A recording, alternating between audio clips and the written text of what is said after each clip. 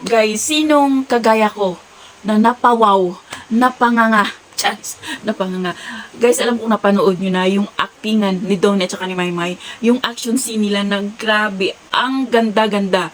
Ewan ko ba, or bias lang ba ako kay Maymay at saka kay Donnie? Siyempre, napanood ko kasi yung interview ni Maymay na sinabi niya na talagang nag-training siya, pinag-aralan niya, yung galaw ng, alam mo yun, yung humahawak ng baril, yung action, yung mahawak ng knife na grabe, ang galing-galing talaga ni Maymay.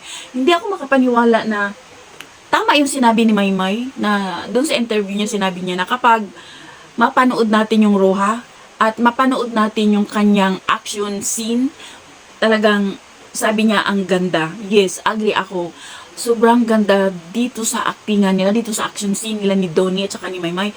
Ay grabe, parang akala mo nanonood ka ng international movie.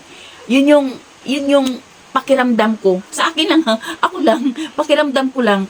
Kasi mayroon akong napanood na parang si Brad Pitt at saka si Angelina Jolie ba yun?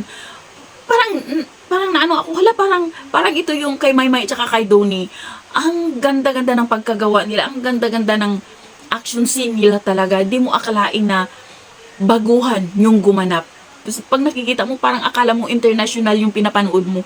At of course, syempre, sino ba namang hindi kiligin? Kay Donnie at saka kay Maymay. Alam naman natin na mayroon silang kanya-kanyang buhay pag-ibig. Pero sa movie, not movie, sa teleserye na Roha, ang dami talagang kinilig. Alam kong maraming kinilig. So, yun lang guys. Thank you for watching. Until then, bye. God bless everyone.